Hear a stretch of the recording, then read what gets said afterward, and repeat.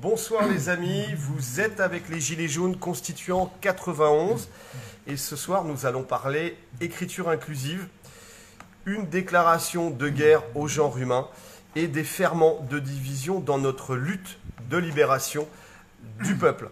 Nous rencontrons ce soir Monsieur Arnaud Aron Upinski. Bonjour. Merci de votre temps.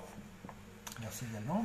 Donc, on va travailler sur le contrôle du langage qui implique en fait le contrôle de notre perception des choses et donc finalement de la manipulation des idées. Quand on contrôle le langage ou qu'on tente de le contrôler, le langage, donc l'écriture inclusive, c'est une tentative de manipulation de nos cerveaux. C'est bien ça? On est bon? Écoutez, si vous voulez que je précise, c'est que de toute façon, quand nous pensons à travers un langage qui est porteur de la communication, de la représentation et donc de l'action. Donc c'est comme dans un logiciel, c'est le pilotage, le langage, c'est le pilotage de la pensée et donc de l'action. Donc si quelqu'un prend le contrôle du langage, il prend le contrôle de votre logiciel et donc de votre action. Alors, on va commencer par le plan. Donc, la première partie sera une introduction. Qui êtes-vous, Monsieur Upinski?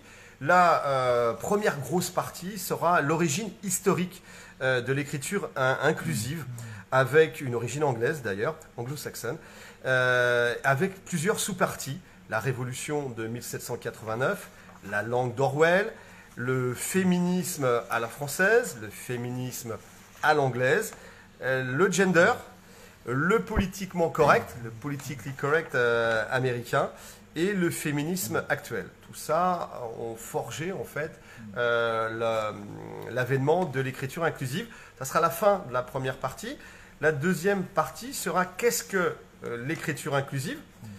Donc c'est une écriture qui prétend lutter contre l'oppression des hommes à l'égard des femmes, l'égalité des sexes dans l'écriture. Et la troisième partie sera comment l'écriture inclusive se retrouve dans les Gilets jaunes, et en particulier au niveau de l'Assemblée des Assemblées à Saint-Nazaire et à Montpellier, dans les comptes rendus, enfin dans les textes finaux. Donc on parlera, en fait, on aura une approche de réflexion sur l'utilisation de cette écriture inclusive qui n'est pas anodine. Voilà. Alors, nous allons commencer tout simplement par la présentation. Qui êtes-vous, Monsieur Upinski? Quel est votre cursus et qui êtes-vous? Bon, pour faire très court, je suis mathématicien, épistémologue et linguiste, c'est-à-dire que, bon, expert en système logique, historien des sciences, mais tout mon travail est basé sur le langage, sur ses différentes phases, littéraires, mathématiques, scientifiques et même artistiques. Donc c'est mon combat est tout centré sur le rétablissement de 2 plus 2 égale 4 en mathématiques, en littérature et en politique. D'accord. La première partie, l'origine historique de l'écriture inclusive. Et vous faites remonter ça à la Révolution de 1789, du basculement du réalisme au nominalisme. Alors, sous l'Ancien Régime, c'était le réalisme, et puis on a basculé avec la Révolution de 1789 au nominalisme. Alors, qu'est-ce que sont ces notions, et puis en quoi a consisté ce basculement? Alors, toute l'histoire du langage rend compte de ce que je vais vous dire. C'est-à-dire qu'il faudrait remonter au grec, au sophisme, tout ce qui a été fait précédemment. Mais le grand moment, c'est effectivement, comme vous l'avez dit, la Révolution franglaise de 1789. C'est-à-dire que jusqu'à la Révolution, c'était la chose qui dictait le nom. Et après la Révolution, ce sont les noms qui font les choses. Alors, la grande illustration, c'est la monnaie. C'est-à-dire que jusqu'à la Révolution, vous aviez dans votre poche des louis, vous aviez de l'or. Des louis d'or. Des louis d'or. Donc vous aviez quelque chose de concret. De tangible. Et à la Révolution, l'invention, c'est de dire au fond, c'est très gênant d'avoir de l'or, il vaut mieux faire des assignats, c'est-à-dire qu'on marque le prix sur le papier, et le papier va indiquer la valeur. Donc d'abord, c'était la valeur réelle, l'or, qui faisait le nom, temps de louis, et après, c'est le nom qui impose sa loi. Et c'est ce qui fait le grand basculement de la Révolution, c'est qu'à partir de la Révolution, ce sont les noms qui s'imposent aux choses. Et c'est toute l'histoire de la Révolution. On passe du réalisme, c'est-à-dire la réalité qui impose sa loi à l'esprit, au nominalisme. C'est le nom qui fait la valeur, et nous le voyons actuellement avec la finance. C'est, disons que, la création ex nihilo, qui a été étudiée par ailleurs, de la monnaie. Donc avant, la chose faisait le signe, Oui. et à partir de la révolution de 1789, que vous appelez la révolution franco-anglaise, Franco-anglaise, c'est-à-dire qu'effectivement, le système, il n'y a pas de système de révolution française, c'est le copier-coller des révolutions anglaises avec la prise de contrôle du logiciel français par l'Angleterre. par la bourgeoisie. Et l'illustration aussi à l'or, évidemment, l'or, on passe de l'or au papier, et après à l'électronique, après c'est une simple écriture. L'État peut prendre l'argent comme il veut, là où il veut. Mais une deuxième illustration, c'est la nation. C'est-à-dire que l'article 3 des droits de l'homme indique le principe de la souveraineté réside dans la nation. Nul corps, nul individu ne peut exercer l'autorité qu'il en émane expressément. Ça veut dire qu'il y a un nom qui a la monarchie absolue, le pouvoir absolu, c'est le mot nation. C'est la nation qui distribue toute l'autorité. Et donc, ce sont ceux qui contrôlent le mot nation qui ont le pouvoir absolu. Autrefois, c'était au nom du roi, si je peux dire, et là ça devient au nom de la loi. Donc l'état de droit, c'est l'état dans lequel ce sont les légistes qui font ce qu'ils veulent, qui ont le pouvoir absolu. D'accord. Deuxième sous-partie, la langue d'Orwell. Alors, ce que je vous dis pourrait paraître hallucinant, c'est-à-dire que le sujet, c'est que les noms font l'inverse de ce qu'elles disent. Bon, l'illustration de cette inversion, c'est effectivement que la révolution, c'est la dépossession du pouvoir par le peuple au nom du peuple.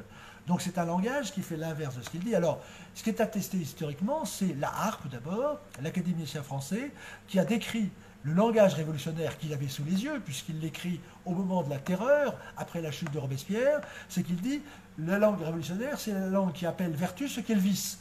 Donc ça, c'est la première attestation du langage de la Révolution, qui met le langage, j'allais dire, cul par-dessus tête. Mais la deuxième attestation, qui est plus connue actuellement, puisque je pense que j'ai ressuscité la Harpe qui avait été oubliée, c'est Orwell. Orwell a bien indiqué, en se basant sur les régimes totalitaires, en particulier soviétiques, qu'il a résumé sur 3 principes cette langue d'orwellienne, qui est quand même connue maintenant, notamment parmi les Gilets jaunes. C'est la guerre, c'est la paix. La liberté, c'est l'esclavage, et l'ignorance, c'est la force. Donc la langue orwellienne que nous voyons tous les jours, les paysans disaient récemment, nous avons voté pour Macron parce qu'il nous avait promis certaines choses, maintenant nous voyons qu'il fait l'inverse.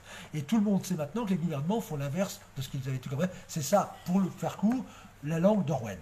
D'accord. Donc ça, c'était la deuxième partie. Et on arrive au féminisme, à la notion de féminisme à la française, féminisme de l'amour, la valorisation de la femme. Est-ce que vous pourriez nous en dire quelques mots? Alors maintenant, donc, nous avons une dépossession de notre intelligence et notre langage progressive. Et dans le langage d'Orwell, nous sommes contrôlés par 3 mots maintenant. Orwell, c'était la guerre, la liberté et l'ignorance. Nous, c'est liberté, égalité, fraternité. Et au nom de la liberté et de l'égalité, maintenant, nous avons un féminisme qui s'attaque à une partie de la langue française, qui est le genre humain.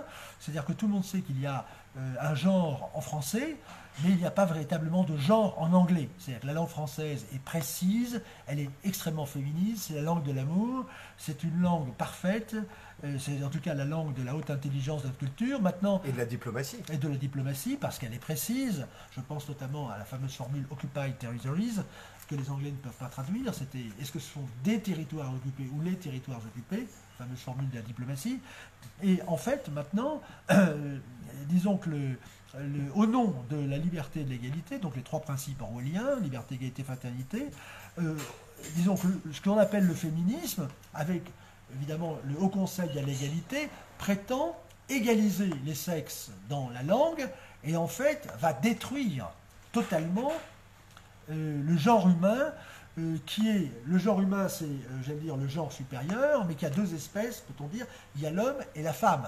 Complémentaires. C'est même plus complémentaire, ils sont faits pour s'unir. Il suffit de regarder la morphologie pour voir qu'il n'y a pas l'homme d'un côté et la femme, ils ne sont jamais aussi heureux que quand ils sont unis.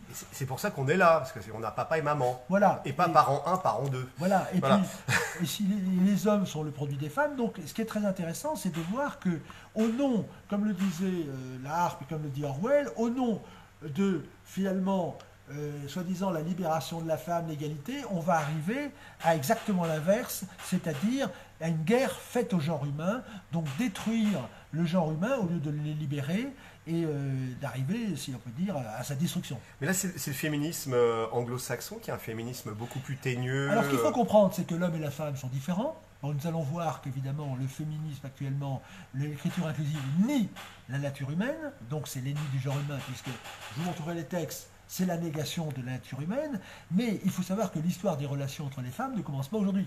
Entre les femmes et les hommes. Entre les femmes et les hommes. Et simplement ce livre, cette on littérature, le voit pas assez, que je considérais un peu comme secondaire, voire un peu vulgaire, c'est-à-dire disons que les histoires d'amour de l'histoire de France, qui est de Guy Breton, il y a toute une collection et qui montre évidemment en fait comment les femmes étaient, disons, au cœur, au nerf des grandes décisions et comment elles n'ont pas été du tout ignorées dans l'histoire de France et dans l'histoire en général. Elles ont un rôle déterminant d'ailleurs. Comme le disait tout à l'heure une jeune femme qui était là, c'est l'homme qui porte l'autorité, mais c'est la femme qui joue avec cette autorité.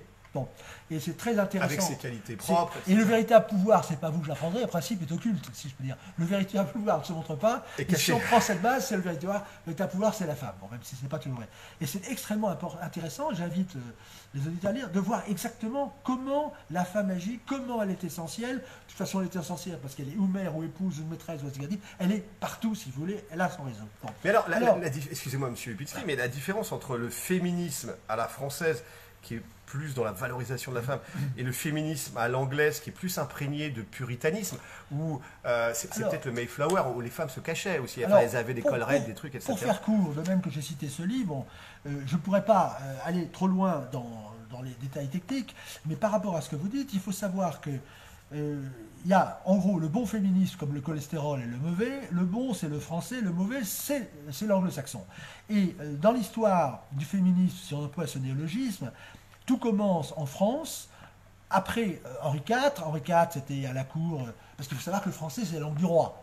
Quand l'Académie française dit que c'est la langue populaire, ce n'est pas vrai. La langue populaire, la langue française, c'est une langue royale. C'est une langue de la haute intelligence. C'est ce qu'a pu faire la royauté, c'est qu'elle a élevé le patois, on peut dire le langage de l'Île-de-France, qui était le francien, comme certains l'appellent, jusqu'à l'orléanais, et elle en a fait une langue universelle. Donc c'était un travail de l'intelligence auquel tous les corps, je veux dire, intellectuels du royaume ont participé et ont fait cette langue extraordinaire. Il faut quand même le dire. Mais justement, cette langue, il a fallu la faire. Et après Henri IV, la cour d'Henri IV était une cour tout à fait rustre.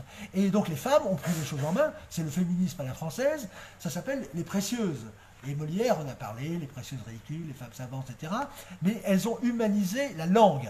C'est-à-dire que la langue française, c'est le mariage heureux entre les précieuses et le classicisme. Donc c'est un mariage qui a donné cette réussite extraordinaire, et c'est un contresens, un mensonge absolu, lorsqu'il est dit que la langue française a été masculinisée au XIXe siècle. C'est absolument faux. Personne ne s'en est aperçu à l'époque. Il y a eu un débat entre la cour et les grammairiens, mais ce qui est très important, c'est de voir que ces précieuses étaient dictées par l'amour de la langue, la beauté, l'amour de l'homme, le mariage, l'union entre les hommes et les femmes. Tandis que le féminisme anglo-saxon est un féminisme de haine de l'homme, on le voit aux États-Unis, il faut presque faire un contrat quand on sort avec une femme, la haine de la langue, parce que d'ailleurs l'écriture inclusive, elle est absolument pas masculine, elle est mécanique, elle est laide, elle est tideuse, elle est bête. L'écriture inclusive, c'est le contraire de l'esprit féminin. C'est-à-dire que les féministes sont j'allais dire, d'une certaine manière, des hommes manqués. Elles n'ont aucune qualité des femmes qui sont conciliatrices, qui jouent de certaine manière, qui ont l'harmonie. Et donc, on a une fragilité intrinsèque des féministes mode anglo-saxonne qui sont actuellement copiés-collés dans le féminisme d'État. Parce que nous sommes confrontés à un féminisme d'État. C'est-à-dire que c'est une volonté politique imposée par des hommes, d'ailleurs, puisqu'elles sont manipulées, si je peux dire. Et il y a, voilà, donc ça, bien distingué, le féminisme à la française qui a donné cette belle langue française, harmonieuse, douce, ronde, et puis le féminisme anglais qui donne cette écriture pointue, mécanique, et qui est l'ennemi du genre humain, parce qu'elle impose la ségrégation entre les hommes et les femmes. C'est une langue de marchand, de toute façon. L'anglais est une langue utilitaire et une langue de marchand. Oui, c'est une langue qui sépare les hommes et les femmes. Ce sont les clubs anglais qui n'ont rien à voir avec les salons à la française. Quand vous savez que la langue française s'est faite dans les salons, il y avait des femmes. C'est-à-dire qui dirigeait les salons? C'était mixte. Ben, évidemment, enfin, ludique c'est un mot d'anglais, mais c'était commun. C'est-à-dire que c'était dans les salons, notamment de Madame de Rambouillet. Et après, qu'est-ce qui dirigeait les salons au XVIIIe siècle? Ce sont les femmes, à tel point que Madame Vigée-Lebrun, qui était peintre de Marie-Antoinette, a dit, en parlant d'avant la Révolution, elle disait, les femmes régnaient, la Révolution les a détrônées. C'est-à-dire que la Révolution a chassé les femmes de ces salons où elles dirigeaient la pensée. Les salons littéraires étaient dirigés par les femmes. Et en fait, les formules de grammaire ont été faites comment? Elles ont été faites dans les salons, à l'oral, et on ne sait pas qui les a faites, parce qu'elles ont été faites, on sait qui a noté les règles de grammaire, mais pas qui les a faites, parce que c'était une œuvre collective. C'est-à-dire que c'était en discutant que la langue française a été arrondie, peaufinée, faite dans les salons, et avec 3 parties. Il y avait la cour qui donnait le ton, mais il y avait exactement les personnalités importantes, il y avait le Parlement qui a joué, et les grands écrivains. Donc c'était une œuvre, comme l'œuvre des Gilets jaunes, si je peux dire, comme nous devons l'espérer, qui était faite en commun. Donc c'est un mensonge absolu de prétendre que d'attaquer la langue française, de l'incriminer de masculinité, c'est absolument faux, et c'est une manipulation, c'est une fausse nouvelle, c'est une abomination, parce que la langue inclusive fait le contraire de ce qu'elle prétend, c'est-à-dire qu'elle exclut la féminité et la femme de la langue pour la ravaler à la masculiniser au pire sens du terme. Juste pour revenir par rapport à l'organisation des salons dans l'Empire anglais, on est au XVIIIe siècle, c'est ça, il y a les salons en France, il y a aussi des salons en Angleterre, mais c'est pas mixte, disons que la tradition, si vous voulez, quand il y a un fameux voyageur anglais qui arrive en France, il dit c'est extraordinaire comme en France, la femme rend la vie policée agréable. La femme, c'est la qualité de la vie, mais la qualité de la vie à la française. C'est-à-dire que ce sont les femmes qui étaient omniprésentes, disons qu'au XVIIIe siècle, au XVIIe et XVIIIe siècle, et c'est elles qui, justement, faisaient ce mariage entre le yin et le yang, pour parler un petit peu comme les Coréens, et qui sont inséparables. C'est-à-dire que selon le fameux symbole coréen, il y a le masculin dans le féminin dans le masculin, mais ce qui fait l'intégralité, c'est le cercle qui les réunit d'une manière efficace. Tandis que maintenant, c'est la guerre des sexes qui nous vient des pays anglo-saxons, et ce n'est pas par hasard, parce que pour détruire un peuple, il faut détruire sa langue et sa sexualité. Et là, avec l'écriture inclusive, ils détruisent la langue et la sexualité, et ils créent le conflit. Et dans les conflits qu'il y a actuellement, c'est la résultante de cette incompréhension entre l'homme et la femme qui est programmée. Des conflits horizontaux, toujours diviser les pauvres diviser pour régner, voilà. Pour mieux régner, voilà. Histoire que l'oligarchie continue. C'est-à-dire que la fameuse formule qu'il ne faut jamais oublier de Mao, c'est la libération de la femme pour la production. C'est-à-dire que l'idée ultralibérale, c'est d'en avoir 2 pour le prix d'un. C'est amener la femme à travailler le dimanche, à travailler en soirée, être aussi esclave que l'homme. La femme a 3 métiers maintenant, elle a au moins 3. Donc, si vous voulez, la fameuse libération de la femme, on a fait, un animal de trait actuellement. Parce qu'on vous met en avant des métiers imbéciles. C'est pas parce qu'un homme a un métier imbécile qu'il devient intelligent si c'est une femme qui l'exerce. Le salariat, qui a été en bonne partie d'ailleurs bien critiqué par Marx, c'est quoi? C'est finalement de faire de l'homme une bête de somme. Alors maintenant, on dit la libération, c'est la réification de l'homme. L'homme est une chose, c'est un animal. Maintenant, c'est la femme qui devient aussi un animal. C'est un nivellement par le bas, en fait. Ce féminisme-là, libéral... C'est un écrasement. C'est un nivellement par le bas. Et d'ailleurs, ça amène la femme, puisqu'elle fait des métiers d'homme, à prendre un comportement d'homme. Le problème, c'est pas la libération, c'est pas que la femme ait des métiers d'homme, puisqu'un métier d'homme imbécile n'est pas plus intelligent quand c'est la femme qui l'exerce. La question, c'est le modèle féminin.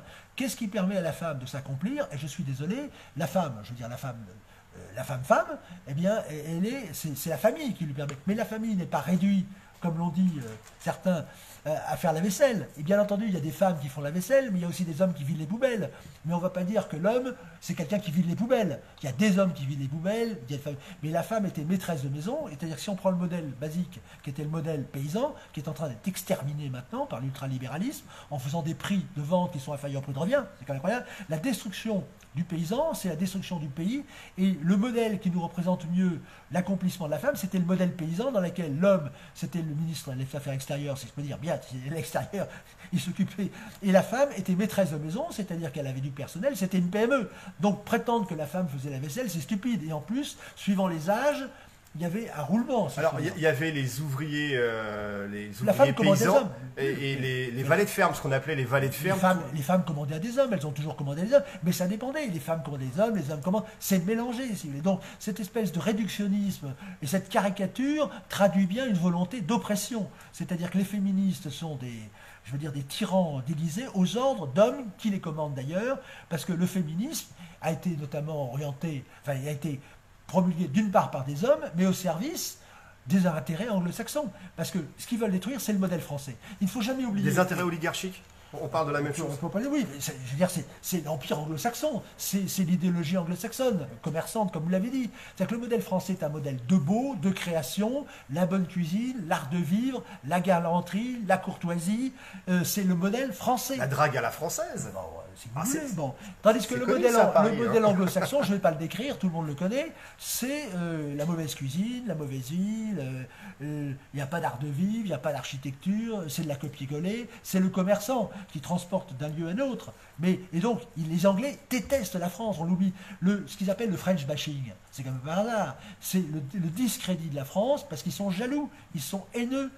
Et le féminisme, c'est la haine de l'homme, c'est la haine de l'harmonie entre l'homme et la femme. Effectivement, ça nous amène, on a la différence, on a la drague à la française et de l'autre côté, on a le quickie américain ou l'escorte. Voilà, alors, je dirais plutôt que la drague, je dirais c'est l'idée de faire la cour, voilà. C'est cette idée d'harmonie. Vous aviez eu quand même le roman courtois, vous avez eu la chevalerie, ça sont des valeurs à la française, tandis que les Anglais c'est l'efficacité, alors que les Français par exemple provoquaient les Anglais pour se battre à la loyale, eux ils sortaient leurs arcs et ils tuaient les gens à distance, c'est Crécy à Zincourt. On va passer maintenant au gender. Vous vouliez parler du gender, toujours dans cette démarche de lutte contre l'oppression des femmes par les hommes et pour l'égalité. On arrive sur le gender, on peut choisir son sexe, on n'est ni homme ni femme. Alors je vais vous donner deux clés. C'est-à-dire que pour comprendre ce que je vous dis, et qui est bien connu, il faut comprendre que ce que Macron appelait l'agenda caché, c'est que nos dirigeants nous font la cour, pour prendre le territoire, nous racontant de belles histoires, ma belle, je vais te rendre heureuse, et après on se retrouve faire le tapin sur le trottoir. Et la femme se dit, comment c'est-il? Il me parlait d'amour, et je me retrouve sur le trottoir. C'est ça la politique actuelle. Or, les maîtres actuellement, les donneurs d'ordre, ce sont les anglo-saxons. Donc il faut toujours chercher la source de nos malheurs. Les banquiers anglo-saxons. Chez les la banque est bien anglo-saxonne, si j'ai bien compris. Vous prenez New York et la City, ce sont quand même de places notoirement connues. C'est juste pour être sûr. Et donc l'idée de base, c'est de chercher l'origine. Alors vous aviez parlé tout à l'heure du politiquement correct. Le mot français, c'est politically correct. C'est-à-dire que tous les concepts sont faits dans les laboratoires anglo-saxons, et après vous avez leurs esclaves dirigeants en France, nous imposent la loi de leurs maîtres qui font qu'ils ont été au pouvoir. Alors le politiquement correct, ce sont des boîtes dans lesquelles on vous met, c'est la morale, c'est l'évangile actuel. C'est très puritain, hein, le politiquement correct. Oui, c'est-à-dire... On s'interdit certains mots parce que ça pourrait offenser, etc. Oui, donc c'est une réduction du champ de la pensée. Les puritains sont ceux qui ont exterminé les Indiens, vous aviez la Bible d'un côté, et de l'autre côté vous avez... C'est les pires des hypocrites. Ouais, c'est les pires des hypocrites. Les hommes naissent égaux, Colt les rend... les hommes égaux rendent égaux l'euro. Bon, mais ce qu'il faut comprendre pour l'écriture inclusive, ce qui est très important, c'est qu'il faut traduire, voir quelle est l'origine anglaise. Écriture inclusive, c'est le copier-coller de inclusive writing. Donc c'est bien les esclaves qui traduisent dans leur dialecte. Mais, pour rapport au genre, vous avez le gender language, donc l'écriture inclusive est un sous-produit du gender language, et vous avez le neutral language. Neutral language, c'est synonyme. C'est-à-dire que, d'ailleurs, pour ne pas oublier, j'invite à lire cet excellent livre qui donnera des détails et qui apporte bien une preuve que tout ce qui est dit, la base d'oppression des hommes par les femmes, des femmes par les hommes, pardon. Excusez-moi, voilà, juste pour la 4e de couverture. Voilà, on est bon les amis. Qui est très nuancé d'ailleurs, mais qui rétablit la vérité sur les mensonges. Les fausses nouvelles féministes d'État. C'est un mensonge d'État. Et donc, ce qu'il faut bien, c'est voir qu'il y a plusieurs étages. Au premier étage, c'est la non-discrimination, la prétendue non-discrimination, puisque l'écriture inclusive est une discrimination. C'est bien ce qu'a établi l'Académie, c'est une ségrégation. Les hommes d'un côté, les femmes de l'autre. Donc c'est bien une ségrégation.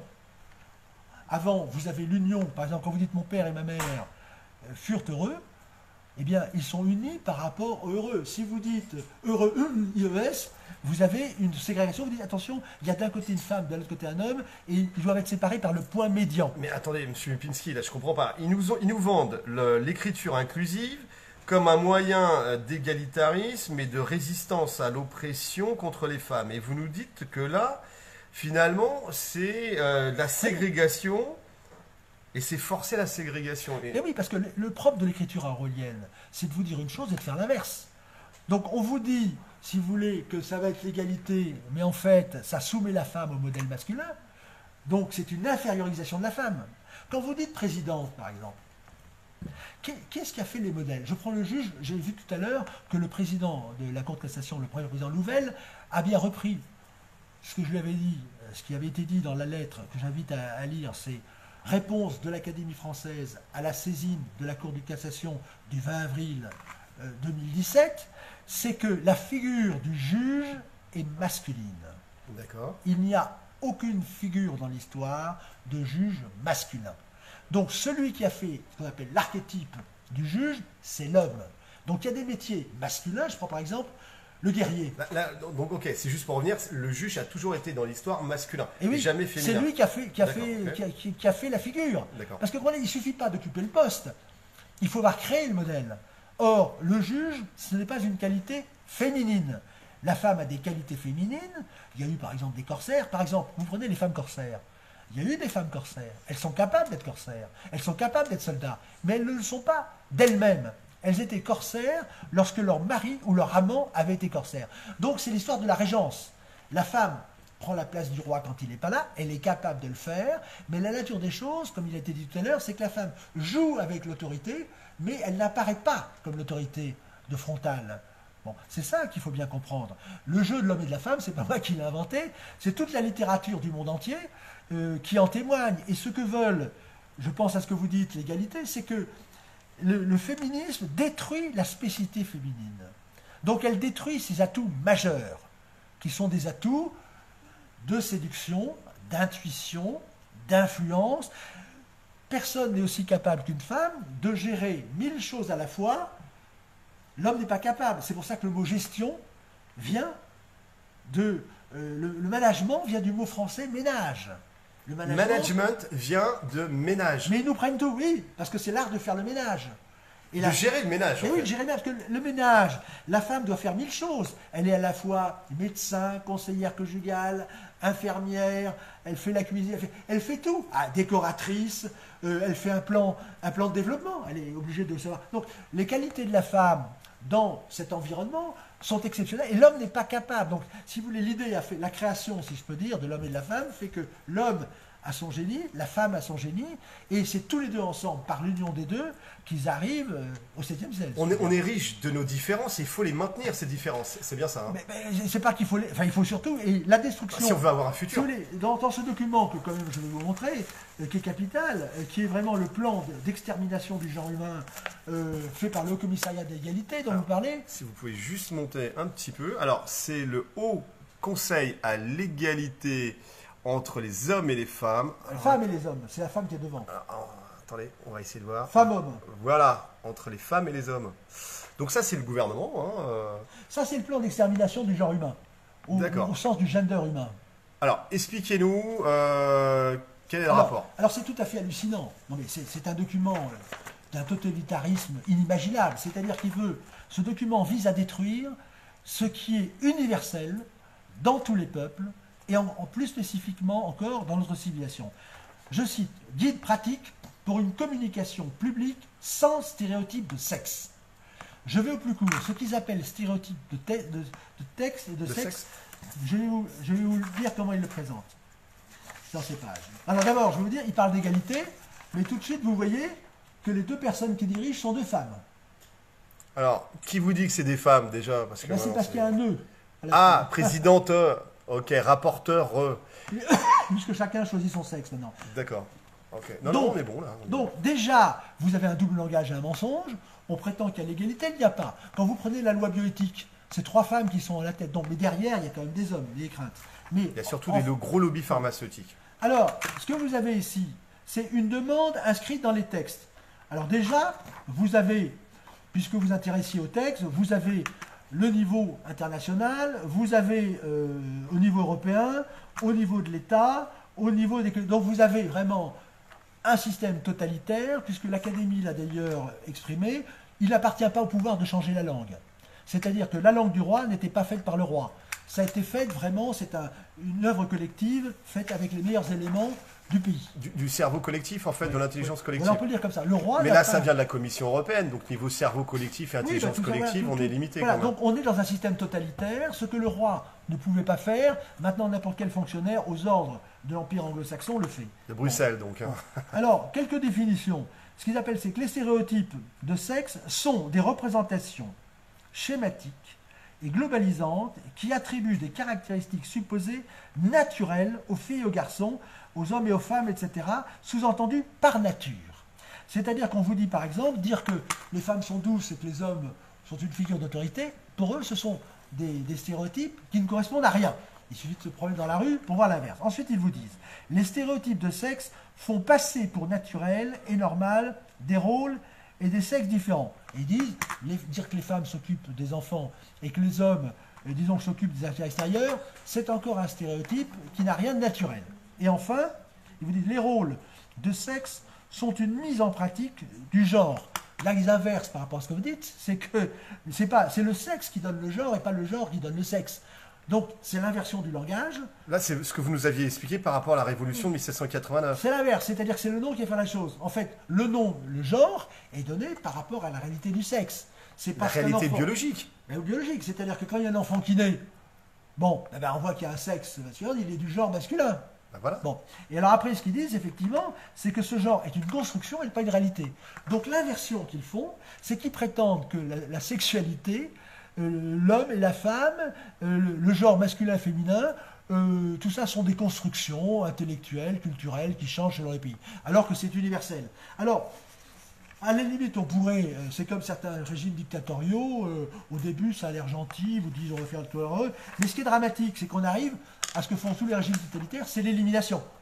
Ah, il y a la liste là, il y a la liste à éliminer. Là. Les 10 recommandations pour une communication publique sans stéréotype de sexe. Premièrement, éliminer toute expression sexiste. Oui, éliminer. Quand on entend éliminer, déjà, on est un petit peu... C'est pas très tolérant ça quand même. Alors qu'est-ce que c'est que... Une expression sexiste, c'est par exemple, quand quelqu'un disait Madame le Président, c'est sexiste. Et au Canada, il y a eu des sanctions. C'est-à-dire que si vous ne donnez pas, au lieu d'employer le terme de la langue française tout court, vous commencez à ne pas rentrer dans les dictates de ces féministes anglo-saxonnes, à l'anglo-saxonne, eh bien, il y a eu des sanctions. Donc, le fameux professeur en question a dit, attendez, c'est orwellien. C'est-à-dire qu'on vous fait rentrer dans des cases et de plus en plus punitives. Alors, par exemple, l'obligation maintenant, c'est de dire, si vous ne dites pas à chacun et chacune, les habitants et les habitantes, eh bien, vous allez à l'encontre des règles qui veulent supprimer les stéréotypes. Alors les stéréotypes sexistes, alors bon, on dit comme ça, tout le monde est pour l'égalité, tout ce qu'on veut, etc. en général. Mais le but, c'est de changer les comportements. C'est-à-dire que quand vous dites les habitants de telle ville, au lieu de penser qu'il y a des habitants, ce sont des vieux, des jeunes, des enfants, etc., il faut toujours dire, attends, il y a des hommes et des femmes. Donc on introduit une ségrégation alors qu'il y a 1000 divisions dans les habitants. Les jeunes, les vieux, les rouquins, les chauves. Donc on perd le niveau général. Et c'est là qu'on a... On perd le bien commun, en fait. Là. On perd le bien commun. Ça y est, il y a déjà 2 biens communs. Voilà. Puis il y en aura 3, 4, 5, 10, voilà. 12, 20. Donc c'est la division. Une infinité de biens communs, puis il n'y en aura plus, finalement, de biens communs. Et on perd le niveau d'abstraction intellectuelle. C'est ce qui a été écrit dans la fameuse lettre, réponse de l'Académie française à la saisine de la Cour de cassation du 20 avril 2017. C'est qu'on perd le niveau du juge. C'est-à-dire que l'intelligence, elle est au niveau du genre par rapport à l'espèce. L'homme et la femme participent du genre, et donc le bien commun, c'est de considérer le genre dans sa globalité, hommes et femmes, pour que les deux convergent ou s'unissent pour le bien commun. Donc ça a l'air extrêmement gentil tout ça, mais les stéréotypes, quand vous prenez Molière c'est quelqu'un de fréquentable, si je peux dire, eh bien on peut dire, le théâtre de Molière est sexiste. Parce qu'effectivement, il y a des femmes qui sont des femmes, il y a des hommes qui sont des hommes. Il va falloir l'interdire. Et il faut l'interdire. Mais c'est la logique. D'ailleurs, c'est ce qui a été fait. Je vous rappelle que les classiques sont interdits.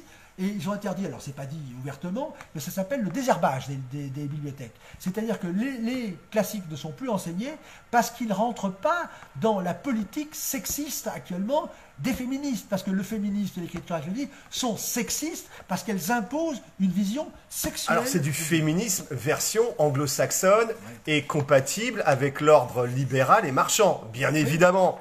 Hein. Mais oui, parce qu'on est... pour bien comprendre, évidemment c'est subtil, cette langue orwellienne, mais évidemment ça paraît compliqué. Mais en fait tout le monde le vit tous les jours, on voit très bien qu'on nous promet des choses qui se passent l'inverse. Quand on l'a promis, le fameux en même temps a conduit à l'augmentation des impôts au nom de la suppression. Tout le monde commence à comprendre que ça tourne par rond. Bon. Mais ce qu'il faut comprendre, c'est que derrière il y a le modèle anglo-saxon, comme vous citiez, c'est le meilleur des mondes. Pour comprendre le plan caché, l'agenda caché, c'est le meilleur des mondes dans lesquels c'est unisexe. Donc c'est Huxley, c'est ça? Oui, c'est Huxley. Il faut comprendre. La base, c'est Huxley. Et après, il faut dire... Donc avec une caste, les alphas tout en haut, voilà. Donc c'est les oligarques, hein, ils vivent très bien, etc. Et puis... là, il y a les epsilon. Voilà. Et chacun son métier, chacun sa langue même, chacun ses... chacun sa représentation du monde. C'est-à-dire que dans ce que j'ai dit tout à l'heure, il ne faut pas oublier que l'écriture inclusive dont nous parlons, c'est le writing, c'est le inclusive writing, qui dépend du gender language, mais qui a pour synonyme le neutral language. Il faut savoir que l'écriture inclusive en France, comme elles sont un peu matinées de français, les féministes à la française, elles essayent de montrer les sexes. Elle dit quand même il y a les hommes et les femmes. Tandis qu'en Angleterre, enfin dans les pays anglo-saxons, l'écriture inclusive consiste à neutraliser. C'est-à-dire qu'il n'y a plus de sexe, c'est l'unisexe. Il n'y a plus de he ou she, c'est it, c'est ça? La tendance, il y a they, vous pouvez regarder dans cet excellent livre que je vous ai cité, il donne les exemples, mais l'idée qu'il faut comprendre de base, le principe de base, c'est qu'il y a une certaine de résistance quand même en France, c'est que les femmes veulent apparaître comme femmes, tandis qu'à la limite, la meilleure manière de régler le problème, c'est de neutraliser tout. Ce qui est le but, la mode unisexe, c'est ça quand vous promenez dans la rue, vous l'avez dit tout à l'heure. Est-ce que c'est un homme, une femme? Alors, en principe, l'homme, il porte un blue jean avec des cheveux longs, et la femme, ça sera plutôt un blue jean avec des cheveux courts maintenant. Enfin, vous voyez, où il faut... Bon. Donc, on est dans ce système de guerre au genre humain, c'est qu'on ne veut plus que l'homme soit homme, la femme... La virilité, maintenant, c'est un mot qui ferait peur. Ah, c'est tabou, ça. Alors, faut pas. Ça risquerait de faire des révolutions derrière. Voilà. Alors, c'est pour ça qu'il y a une propagande, pendant qu'il y a la PMA, il y a une propagande à mort pour dire que l'homme est un prédateur. Les violences faites aux femmes, mais on ne parle pas des violences... C'est pas plutôt les banques qui sont les prédateurs sur les pauvres? Hommes et femmes mélangés, non, mais il faut avoir plusieurs idées à la fois. L'un n'empêche pas l'autre, si vous voulez. Bon, ce qui a été dit sur les saignées financières de tout temps, le prédateur financier a été une figure, j'allais dire cannibale, d'une certaine manière. Mais là, le sujet dont on parle, c'est de culpabiliser les femmes qui sont femmes. Hein. Donc les femmes doivent avoir un comportement masculin. Il faut discréditer la famille. Vous remarquerez que les féministes ne parlent jamais de la famille, ne valorisent jamais la mère de famille. La mère de famille, c'est trois petits points, c'est une idiote. D'ailleurs, on dit, la femme intelligente, il faut qu'elle aille travailler comme une esclave. Une femme qui s'occupe, qui a des activités qui ne sont pas mercenaires, si je peux dire, c'est forcément une idiote. Donc, jamais vous l'entendrez une féministe... Si elle n'est pas exploitée... En fait, parce que ces féministes, c'est des bourgeoises avant tout. C'est-à-dire qu'elles peuvent choisir... C'est pas ces caissières de supermarché qu'elles vont faire. Oui, mais... Ces journalistes... ce sont des dévoyés. J'allais dire, ce sont des dévoyés. C'est-à-dire que ce ne sont pas de véritables femmes. Alors, il y a toutes sortes de femmes. Mais la femme, c'est une femme qui est liée à la famille, qui est liée aux enfants, qui est liée à la continuité. C'est-à-dire que les féministes... Si vous voulez, il y a une chose quand même qui est assez étonnante, c'est que, enfin bon, n'en parlons pas, ça sera un autre sujet, mais ce qui est très frappant, c'est la haine de l'homme, de ces féministes, on les voit. D'ailleurs, elle n'est pas sortant, on ne dit jamais que les hommes sont des protecteurs, des hommes peuvent être charmants, des hommes peuvent aider, bon, jamais. Et là, je vais vous montrer le génocide sémantique. C'est que vous avez ça donne ça. Il faut supprimer le mot mademoiselle, ce qui montre que le féminisme... Attendez, on va monter juste un tout petit peu, voilà. Ce qui montre que le féminisme... Et là, c'est l'illustration, la preuve que je vous apporte est anti-féminin, anti-femme, c'est la destruction de la femme, c'est qu'il faut supprimer le mot mademoiselle. Or, le mot mademoiselle, rien n'est plus féminin. Moi, si on m'appelait damoiseau, je serais ravi. Hein. Mais ça vient de l'ancien français, damoiseau, damoiselle. Mais oui, damoiseau, damoiselle. On a gardé mademoiselle, on n'a pas gardé mon demoiseau. Oui, mais c'est ça, c'est montre qu'il y a une féminisation effrénée, puisque les hommes ont perdu leur qualité de damoiseau. Alors, il y a quand même une chose que je voulais vous dire qui est importante, éliminer toute rendez compte, ça rappelle des temps, on me dit, éliminez toutes les expressions, parce que quand on élimine le mot, on élimine la chose. Vous avez un texte célèbre de Sieyès qui disait qu'il fallait retrancher les corps privilégiés de la nation. Et ça a donné la guillotine. C'est cette idée que on supprime le mot, et après... Pour supprimer l'homme derrière. Supprimer derrière, c'est ça. Derrière, vous pensez, ça c'est les directives européennes, hein, c'est des retranscriptions. Là, je trouve que c'est... Oui, mais c'est tout ça... Vous pensez que derrière, qu'il y a un projet aussi... c'est le projet du meilleur des mondes. Ah oui, d'accord. Donc on élimine déjà les mots avant d'éliminer les hommes. Une fois que vous avez les mots, les gens rentrent dans les cases des mots, c'est normal. Bon, et c'est ce qui perturbe tout le monde. Mais là, je reprends cette idée d'élimination que personne ne dénonce, c'est que éliminer toutes les expressions telles que chef de famille. Ah, donc, ce qu'on supprime, c'est la famille en passant. Bon. Nous avions tout à l'heure une charmante... Alors, qui sait s'il n'y a plus de chef de famille, de responsable de famille, c'est l'État qui est responsable de la famille? Bien entendu, vous prenez le marché. Les procès aux affaires... Est-ce que c'est pas le marché qui est responsable de l'État, de la famille? Le marché, il régule les esclaves. Bon, ben, il y a le marché aux esclaves d'ailleurs. Avant, il y avait le marché aux esclaves, maintenant il y a le marché du travail. Cherchez l'erreur. Bon, et donc cette idée, c'est qu'avant, il y avait une structure de familiale, et vous savez très bien que, comme l'a dit cette charmante personne tout à l'heure, la femme joue avec l'autorité de l'homme, etc. Mais il y avait, en dernier recours, vis-à-vis de l'extérieur, il y avait quand même un chef. Maintenant qu'il n'y a plus le chef de famille, vous avez des préposés qui n'ont rien à faire de ce qui se passe, qui décident en 2 minutes du sort de la famille. Du placement des enfants? Placement, c'est-à-dire que dès qu'il y a un problème, maintenant, je le sais par la gendarmerie, dès qu'il y a un problème dans un couple, c'est ce que ce soit commun, on exfiltre, on va exfiltrer l'homme, non. De toute façon, l'enfant est exfiltré et donné à des inconnus. Donc cette idée absurde que avec quand même... tous les scandales pédosatanistes derrière, etc. L'absurdité actuellement, c'est que ça a l'air gentil. On dit, attendez, c'est l'égalité, mais en fait, c'est plus l'égalité, c'est vous avez un tyran extérieur aux ordres de l'État, aux ordres de l'idéologie dominante, donc on estime avoir... De réseaux plus ou moins occultes. C'est la suppression de la famille qui est visée, évidemment.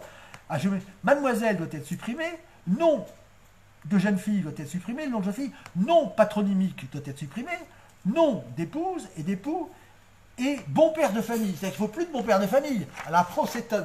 Donc là, vous avez un projet totalitaire absolument effrayant, et c'est la destruction de toute société. Alors après, on vous dit, il y a des pertes de repères. Mais ces repères, ils sont organisés, voulus, ça s'appelle la stratégie du chaos. Quand vous voulez changer la reine d'une ruche, vous secouez la ruche. Et donc, il nous secoue en permanence. C'est le diviser pour régner bien connu des Romains. Et nous arrivons à la guerre faite au genre humain. Je dirais que c'est un crime contre l'humanité, c'est-à-dire qu'ils sont en train de nier la nature. Et quand vous niez la nature, vous êtes dans le système totalitaire que je vous indiquais.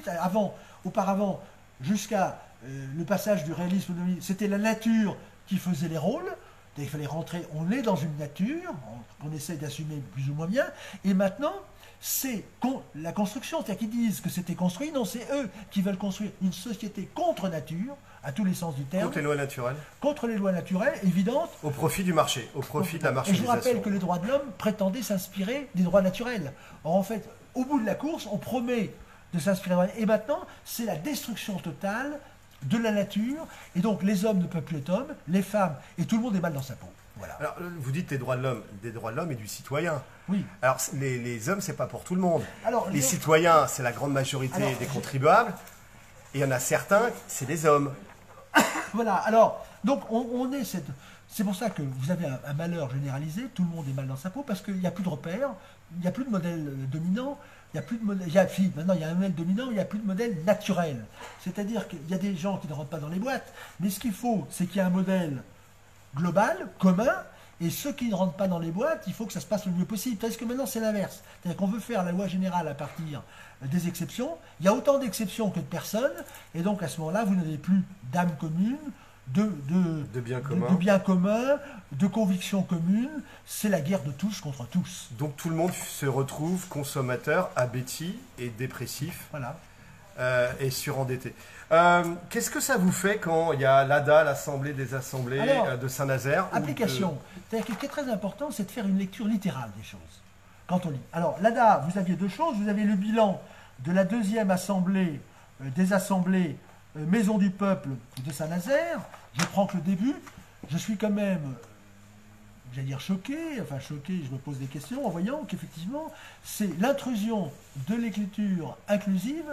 De la langue de l'ennemi, en fait, dans les rapports de l'ADA. C'est-à-dire que le but des Gilets jaunes, c'est de retrouver le bien commun, de retrouver un langage commun, une loi commune, un intérêt commun, et de ne pas provoquer les divisions, bien entendu. Or, quand je lis le début, nous étions environ 800 Gilets jaunes aux quatre coins de la France, réunis I.E.S.